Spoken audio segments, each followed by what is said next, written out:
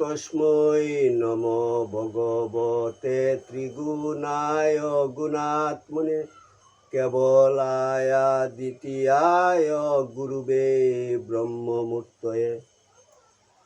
সর্বশ্রুতি শিরুরত্ন বিরাজিত পদম্বুজম বেদান্তাম্বুজ সূর্যায় তস্मै শ্রী গুরুবে নমঃ। মুকং করোতি বাচালং পঙ্গুং লঙ্ঘয়তে গিরিম যৎকৃপা তমহং বন্দে পরমানন্দ মাধবম। জয় গুরু, জয় গুরু, জয় গুরু। আসামবঙ্গীয় সারস্বত মঠ প্রতিষ্ঠাতা সদ্গুরু শ্রী শ্রী 108 স্বামী নিগমানন্দ সরস্বতী পরমহংসদেব অধ্যাত্ম জগতে এক অসাধারণ শক্তিসম্পন্ন মহাপুরুষ। তিনি তাহার স্থূল দেহে অবস্থানকালে ত্যাগী ও গৃহী শিষ্যভক্তগণের নিকট অমূল্য উপদেশপূর্ণ বহু চিঠিপত্র লিখিয়া গিয়াছেন। তন্মধ্যে কিছু কিছু চিঠিপত্র সংগ্রহ করিয়া শ্রীমৎ স্বামী স্বরূপানন্দ সরস্বতী, শ্রীমৎ শক্তি চৈতন্য ব্রহ্মচারী ও শ্রী হরপ্রসাদ রায় তাহাদের খাতায় লিখিয়া রাখেন।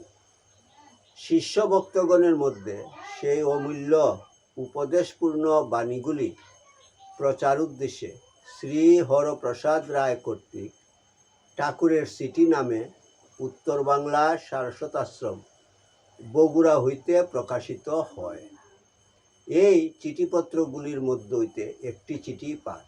ঠাকুর, তোমার চিঠি পাঠ তোমার শ্রীচরণেই সমর্পণ করিলাম।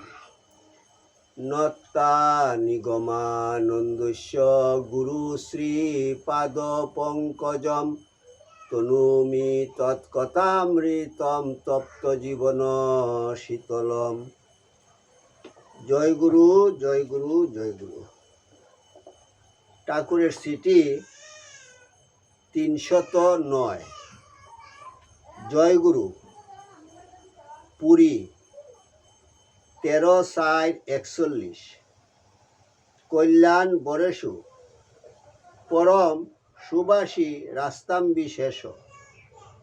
তোমার পত্র পাইয়া সকল সমাচার অবগত হইলাম। এ সংসারে সুখ দুঃখ, রোগ সুখ, অভাব অভিযোগাদি নিত্য ঘটনা। ইহাতে হতাশ হইলে চলিবে কেন? কিছুতেই নিরানন্দ বা নিরাশ হইও না। শ্রী গুরুতে নির্ভর করিয়া কর্তব্য কর্ম করিয়া যাও। ফলাফল তিনি জানেন। পিতা পুত্রের উপরই সংসারের ভার দিয়া পরলোকে প্রস্থান করে। তোমরা আমার দায়িত্ব গ্রহণ করিয়াছ। আমি নিশ্চিন্তে তোমাদের মঙ্গল চিন্তা করিতে করিতে স্বধামে চলিয়া যাইব। তুমি উল্টা প্রার্থনা করিয়া আমাকে বেদনা দিয়াছ। অরূপ প্রার্থনা আর করিও না। আমাকে আগে যাইতে দাও, তোমরা পশ্চাতে এসো।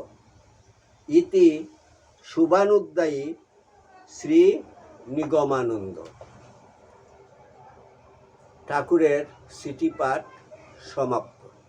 ওং যদস্করং পরিভ্রষ্টং মাত্রাহীনঞ্চ যদ্ভবেৎ তৎসর্বং কুর্মতাং দেব প্রসীদ পরমেশ্বর। সর্বে ভবন্তু সুখিনঃ, সর্বে সন্তু নিরাময়া, সর্বে ভদ্রাণি পশ্যন্তু মা কশ্চিৎ দুঃখভাগ ভবেৎ। ওং শান্তি শান্তি শান্তি। হরি ওম তৎসৎ।